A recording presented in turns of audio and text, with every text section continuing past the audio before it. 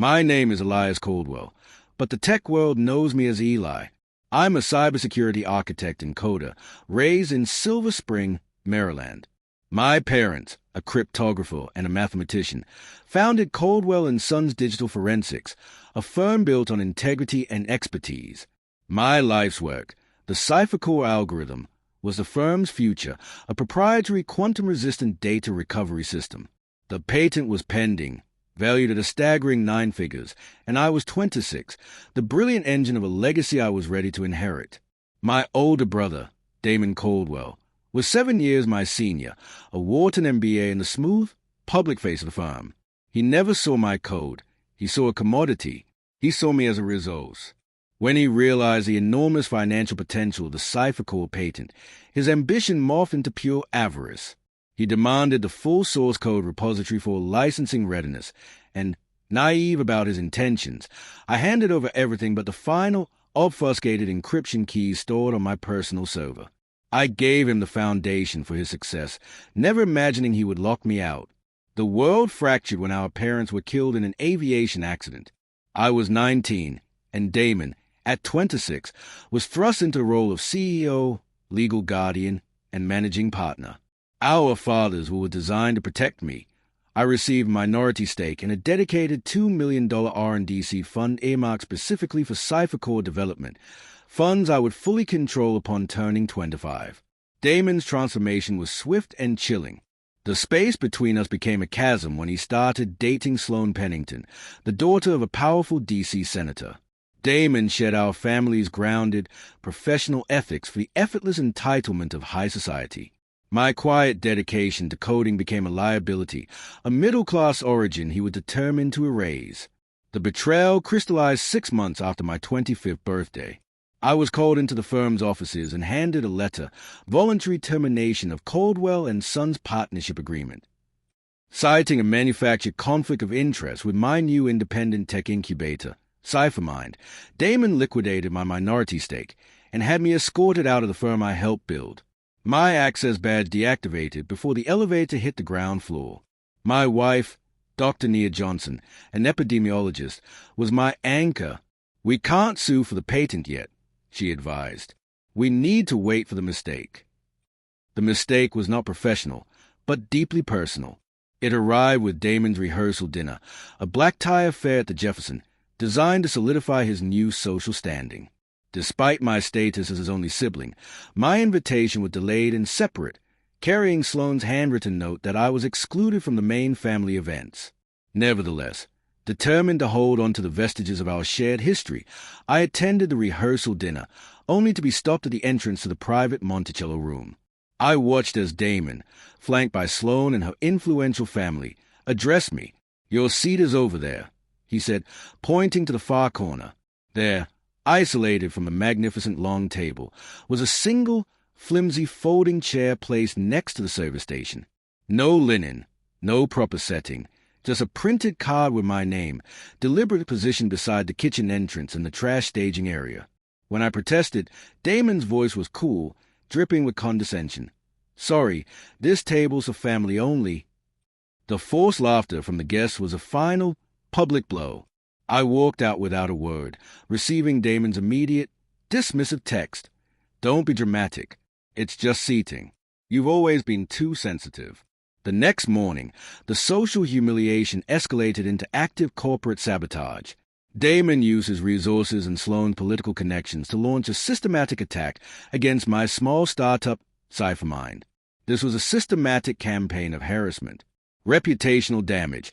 A formal ethics complaint was filed, falsely accusing me of misusing Caldwell & Sons data to launch CipherMind, derailing my crucial DoD research grant application. Financial interference.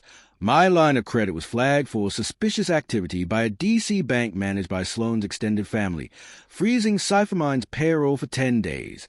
Digital attack. The final act was a highly sophisticated, multi-vector intrusion against my personal server, attempting to corrupt the master backup of the CipherCore keys. Staring at the ruined lines of code, I called Mr. Winters, our family's estate attorney, who quickly referred me to Amara the Hammer Jones, a corporate litigation specialist known for dismantling D.C. fraud. "This is active criminal sabotage," I told him. Damon is destroying my livelihood before he steals a patent. Amara saw the battlefield clearly. We're not fighting a social war, Mr. Caldwell. We're fighting a fiduciary one. Amara's strategy was to leverage Damon's final, aggressive legal maneuver, a lawsuit seeking conservatorship over the CipherCore patent rights, to force a full, unredacted review of all Caldwell family trust documents dating back to his guardianship. 2 tense months into discovery, Amara found the smoking gun, Damon's checks Amara. He hadn't just leveraged assets. He had committed systemic fiduciary fraud. The forensic accounting revealed that Damon had illegally funneled substantial amounts from the dedicated $2 million R&D seed fund, the money Dad had earmarked for my R&D and future company, for his personal and professional gain. He had used $750,000 for the down payment on the Georgetown townhouse he shared with Sloan, and another $400,000 to artificially inflate Caldwell and Sons' liquidity for a crucial pre-IPO valuation pitch. In total, $1.15 million was illegally misappropriated, obscured behind layers of corporate shell companies. Amara was triumphant. With this evidence, we not only defeat his conservatorship attempt, but we file a substantial counterclaim for breach of fiduciary duty and conversion of assets. We are launching a corporate coup. Armed with this evidence, we arrange a mandatory settlement conference. Damon arrived with Sloan and 2 nervous corporate attorneys. As Amara methodically presented the evidence of the missing $1.15 million, Damon's composure shattered. Amara presented our final demands: full restitution of misappropriated funds with interest, immediate cessation of all personal and professional interference, and the sale of Damon Caldwell's controlling interest in Caldwell and Sons to Elias Caldwell at a pre-discovery valuation. Damon erupted. This is extortion. No, Damon, I interjected quietly, looking him straight in the eye. This is accountability.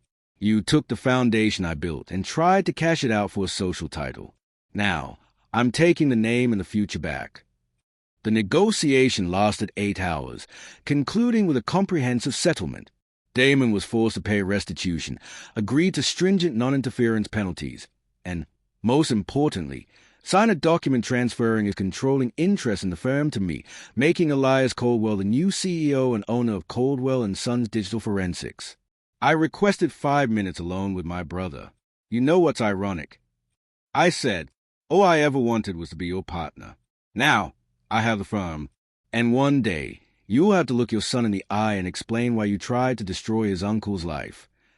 3 months after the settlement, I held the first staff meeting as a new CEO. I immediately integrated CipherMind as a firm's core R&D subsidiary, refocusing the entire operation on integrity and technical innovation. Nia remained my closest partner, celebrating the victory. 6 months after the settlement, I received an unexpected text from Damon's personal account. Attached was a photograph of my nephew, Marcus Jr., named after our father, at a park. The message contained only 5 words. He asked about his uncle. I responded simply, I'd love to meet him properly whenever you're ready. The call came on a crisp Saturday morning. We're at the Smithsonian Natural History Museum. Damon said without preamble, Marcus Jr. wants to see the dinosaurs. If you're free, you could meet us in the main hall at 11. Sloan was absent. I stood beneath the towering Tyrannosaurus skeleton, watching them approach. Damon nodded formally. Marcus Jr., this is your Uncle Eli. The little boy, with our mother's sharp eyes, looked up at me. Do you like dinosaurs? I love dinosaurs, I replied, kneeling down. Would you like to show me where they are? He nodded enthusiastically, reaching for my hand. As his small fingers wrapped around mine, I felt a connection to our family line that transcended the corporate conflict. I understood then that my journey from that humiliating moment by the trash can had transformed me. I learned that standing up for yourself doesn't always mean winning everyone's approval. It simply means refusing to participate in your own diminishment.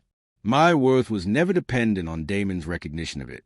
I had found my worth, and in the end, that was a greater victory than winning the firm. I would continue building my own table, one where everyone was treated with dignity, and where no one was ever relegated to the sidelines of their own life.